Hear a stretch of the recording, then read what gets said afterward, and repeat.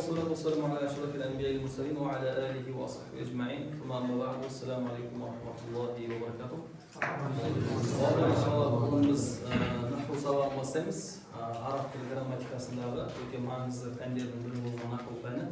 Бұл сөздердің соңғы әріптерінің өзгеруіне байланысты сабақ жалпы айтқанда. Жалпы біздің сол сарф деген пән бар, ол сөздің өзін зерттесе, наху деген пән сол сөздің сөйлемге кірген кездегі жалпы сол сөйлемді зерттейді. Мысалы, мәселен бір сөз сөйлемге кірген кезде ол сөйлемнің ішінде қандай қызмет атқарады? Бастауыш, баяндауыш, толықтауыш, пысықтауыш деген дүниелер бар бізде. Сол сияқты араб тілінде де бар нәрсе. Яғни фаил, мафулун бих, наиб фаил, мубтада, хабар, кананың есімі, тамиз, бадал деген сияқты. Иншалла бүгіннен бастап сол сабағымызды бастаймыз. Алла қаласа, осы сабақтарды толық өтуге әрекет жасаймыз. Кәне бисмилlah бастап оқы. Наху негіздері. Мабдау наху.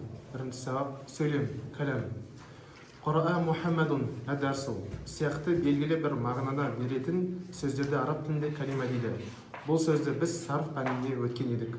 Жақсы, сөйлем қазір біз сабақ өткен кезде осылай сөйлемге толықты тоқтап кете бер, мен соның ішін ал бізге қандай мысал берген? Қора'a Мұхаммадун әдәрсу. Әддәрсі.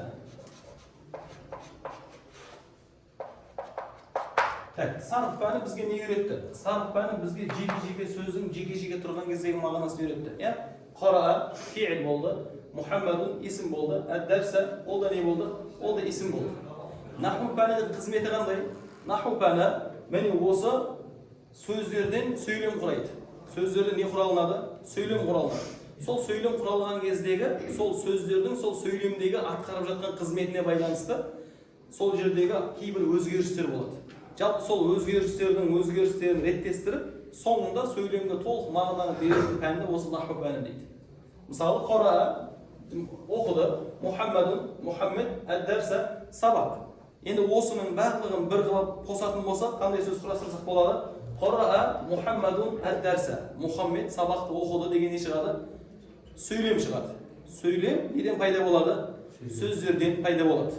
Кеттік ажы қарай. Енді осы сөздердің бәрін бірге қосып, Қора'a Мұхаммадун әддәрсі, Мұхаммед сабақ оқыды десек, белгілі бір мағына, ой, немесе пікір қалыптасады. Міне, осындай өзінен толық мағына, ой, пікір мен мақсатты білдіру үшін бірнеше сөздерден құралып жасалған сөйлемді араб тілінде кәләм немесе жүмлә деп атайды. Бір сөйлем ең аз дегенде екі кәлима болуы тиісті. Бұл екі кәлиманың екеуі де есімнен құралуы мүмкін. Мысалы, Махмудун муштахидун. Махмуд әрекетшіл секілді. Мәселен, фахима, фаридун әл-мәсәләті. Фарид мәселені не қылды? Түсінді. Яғни Фарид мәселені түсінді. Осы жерде де фахима деген етістік болды. Фарид деген несі оның бір есім болды. Әл-мәсәлә, мәсәле деген мәселе. Осы сияқты екі, үш, немесе бірнеше сөздерден құралып, содан бір мағынаны беретін, ой, пікірді беретін не құрастырамыз біз? Сөйлем құрастырамыз. Жақсы ма? Сол сөйлемді араб тілінде жалпы дейді, кәләм дейді. Жақсы ма? Яғни сөздерден сөйлем құралады, сол сөйлемді арабтың тілінде не деп атайды екен? Кәләм деп атайды екен. Енді ар жаққа қарай оқы. Тек қана етістіктерден немесе тек қана ескерту. Одан алға қарай. Бір сөйлем ең аз дегенде екі кәлима болу тиісті. Бұл екі кәлиманың екеуі де есімнен құралуы мүмкін. Мысалы, Махмудун муштахидун. Махмуд әрекетшіл, сол секілді. Немесе бір етістік болуы мүмкін. Мысалы, Намәл валаду. Бала ұйықтады. Яғни біздің енді сөйлемде ең аз дегенде екі сөз болу керек. Сөйлемде ең аз дегенде екі сөз болу керек. Ол екі сөздің екеуі де есім болуы мүмкін. Мысалы, Махмудун не? Муштахидун деген сияқты. Не болмаса, Абука алимун дегендегі сияқты. Не? Әкең сенің ғалым деген сияқты. Яғни сөйлемде ең аз дегенде қанша сөз болады? Екі сөз болады екен. Ол екеуі де не болуы мүмкін екен? Есімнен құралған болуы мүмкін. Не болмаса, біреуі етістік, біреуі есім болуы мүмкін. Мысалы, Намәл валаду. Бала не қылды? Ұйықтады. Не болмаса, Захаба әт-тилмизу. Не қылды? O'quvchi ketdi. Zahaba at-tilmizu. Sonda manav fi'l, manav ism. Manav fi'l, manav ne bo'ldi? Ism degan siyaqti. Ya'ni bizning söylemimizde eng az deganda iki ne bo'lu kerak? Iki kalima bo'lu kerak, iki so'z bo'lu kerak. Ol iki so'zning ikkovida ism bo'lishi mumkin, ne bo'lmasa birovi yetishtik, birovi ism bo'lishi mumkin. Jalp aytgan кезде so'zda, söylemde eng azda qancha so'z bo'ladi? Iki so'z bo'ladi. Ketdik. Tek qana yetishtiklerden nemесе tek qana harflerden söylem jasalmaydi. Yaxshi, bizde sarf bandi kalimaning 3 turi bor edi. Ism bo'ldi, fi'l bo'ldi, harf bo'ldi. Bu yerda ham tek qana yetishtiklerden söylem jasalmaydi deganda bir kichkina bir tushuntiradigan dunyo bor. Kez kelgan yetishtik ol isteyuvchi bilan birga yuradi. Өмірде hech qanday isteyuvchisiz is-harakat bo'lmaydi. Kez kelgan yetishtik nesi bo'ladi? Isteyuvchisi bo'ladi. Sol jag'idan qarasak, masalan, kataba degan so'zni. Kataba degan so'zni yazdi. Biz buni qalay olamiz? Ol jaz deb olamiz. Buning aslida mendetli turi neni aytamiz biz? Ol degan narsani aytamiz. Ya'ni kez kelgan yetishtikning nesi bo'ladi? İsteyuvchisi bo'ladi. Agarda yetishtikni o'sha isteyuvchisi bilan birga eseptaydigan bo'lsang, onda jalg'iz o'zi tursa da ol söylem bo'la oladi. Biroq yetishtikning o'zin isteyuvchisiz deb eseptaydigan bo'lsang, onda ol söylem bo'la olmaydi. Al harflarda jeki o'zi ne bo'la olmaydi? Söylem bo'la olmaydi. Masalan, biz harflarda tuqoya fi degan bor edi bizda, an degan bor edi bizda, ala degan bor edi. Bu harflar jeki o'zi kelib ne bo'la olmaydi? Söylem bo'la olmaydi. Bular söylemning içinde, ya'ni ism men fe'ldan quralgan söylemning içine kirgan кезде gana sol söylemdagi bir neni atqaradi? Xizmatni atqaradi. Biroq jeki qolgan кезде ne bo'la olmaydi? Söylem bo'la olmaydi. Ya'ni bu yerdagi yetishliklar qurozi söylem bo'la olmaydi degan so'zda bir kichkina achitib kerak bo'lgan dunyo bor. Kez kelgan yetishlikni biz isteyuvchi bilan birga yuradi deb eseptaydigan bo'lsak, onda kez kelgan yetishlik ne bo'la oladi? Söylem bo'la oladi. Eğer yetishlikning o'zine gana qaraydigan bo'lsak, onda söylem emas deb aytuga bo'ladi.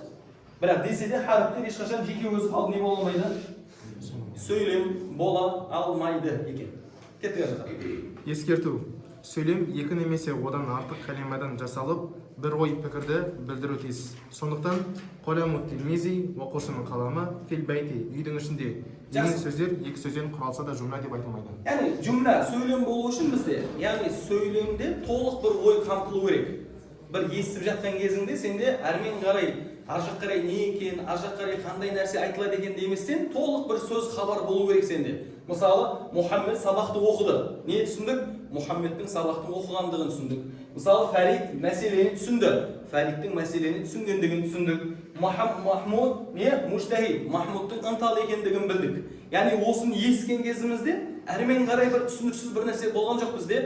Негізгі толық ой болып отырды. Ал енді қаламут тилмизи десем.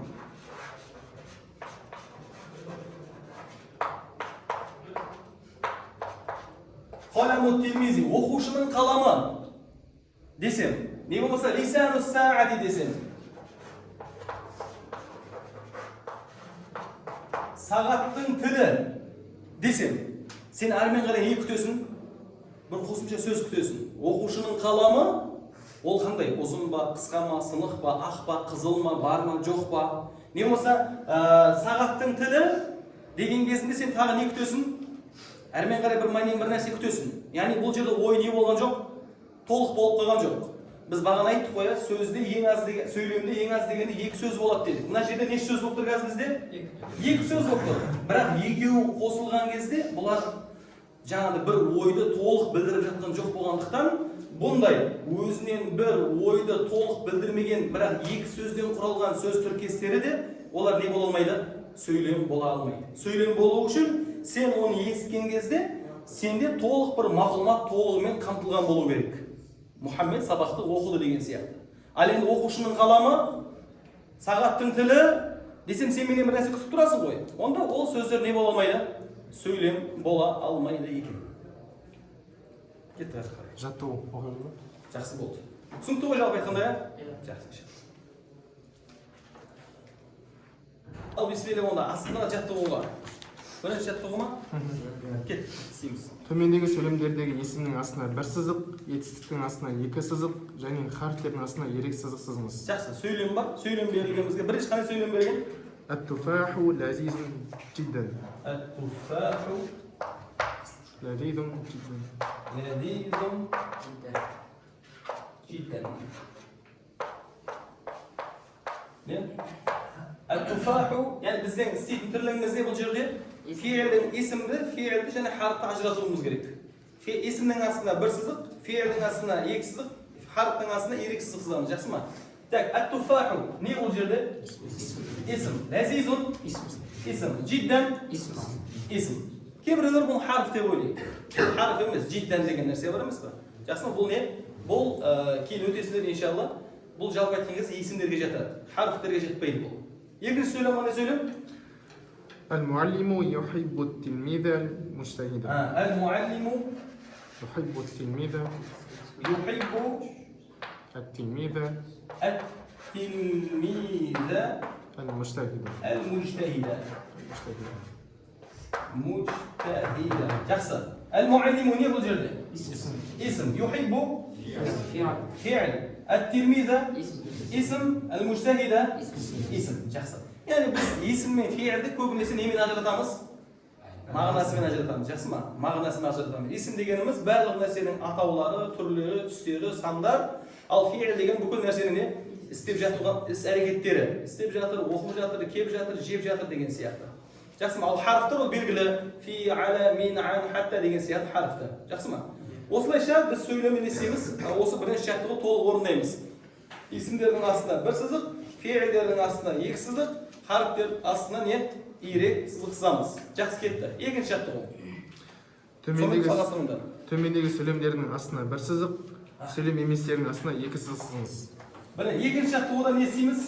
Сөйлемнің астына бір сызық, сөйлем еместің астына екі сызық сызамыз. Біріншісін оқы. Лисану ас-саати. Лисану ас-саати. Дейді сағаттың тілі. Лисану ас-саати. Сағаттың тілі. Söylem mi, söylem емес пе? Söylem емес. Неше сызсам астына? Екі сызсам. Екінші қандай? هذا التلميذ مجتهد. هذا التلميذ مجتهد. Бұл не болады өзі бұл? Бұл сөйлем болады. Одан кейінсін оғы? تلميذ كسلان. تلميذ كسلان. تلميذ كسلان. كسلان. تلميذ كسلان. Бұл не болады? Бұл сөйлем емес болады. Жақсы ма? Неге сөйлем емес? Жалқау оқушы. Жалқау оқушы дегеннен ар жаққа қарай бізден не? Яғни жалқау оқушы деген екі сөзден бір-ақ нәрсені түсініп отырмыз біз. Оқушыны ғана. Бірақ оқушы жайында әлі толық бір мағлұмат неғып жатқан жоқ. Жалқау оқушыны білдік, бірақ ол жайында мағлұмат келген жоқ әлі бізге. Жақсы ма? Қазір бізде не бар? Жалқау оқушы бар, бірақ сол жалқау оқушы не? Жақсы ма, жаман ба, жұмыс істеп жатыр ма, ұйықтап жатыр ма? Бізде не жоқ? Мағлұмат жоқ. Жалпы айтқанда қазір мен сендерге бір кішігірім сөйлем емесі бір ажырататын бір кішкентай нәрсе үйретейін. Мысалы бізде не бар? Қай нәрсе бар? Бірінші, сөйлем емес деген ажырату үшін. Бірінші, қандай жерде фиил болса, яғни етістік болса бол, ол не болады? Ол сөйлем болады. Жақсы ма? Екінші, етістіктен бөлек енді екі есімнен құралатындар да көбінесе. Екі есімнен құралған кезде де не? Біріншісі даммалы, бұлай болатын болса, осындай болатын болса, онда екі вариант бар. Бізде екі нәрсе бар. Біріншісі, мына жерде бірінші тұрған не? Аламия болса. Аламия деген нәрсе бұл жерде жалқы аттар. Бізде жалқы бар, жалпы бар еді ғой. Жалқы деген не еді? Адам аты, жер, су аттары, үлкен әріппен жазылатындар олар нелер? Олар жалқы аттар деп аталады. Жалпы аттар деп аталады. Яғни бізде егерде осындай екі есімнен құралатын болса, және екеуі де тәнвин болатын болса, егерде сол жерде, мына жерде жалқы аттар болып, бірінші тұрған жерде жалқы аттар болатын болса, онда ол сөйлем.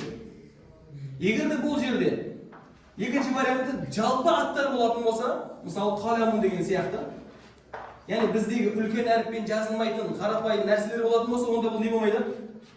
Сөйлем болмайды. Түсінікті ма? Екі, бір мысал берді бізге, екеуі де неден құралған? Есімнен құралған. егерде сол есімнің біріншісі аламия, яғни үлкен әріппен жазылатын нәрселер болатын болса, онда оны ойламай не дей бересің ол нәрсені? Сөйлем дейсің. Ал егерде ол екеуінің біріншісі үлкен әріппен жазылмайтын жалпы есімдер болатын болса, онда ол не болмайды?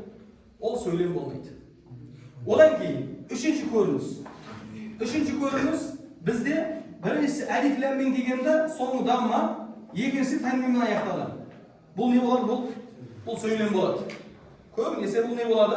Сөйлем болады. Бірақ бұның қарама-қайшысы сөйлем болмайды. Мысалы, төртінші вариант, мына жерінде біріншісі әлиф ләмсіз келгенде, екіншісі не?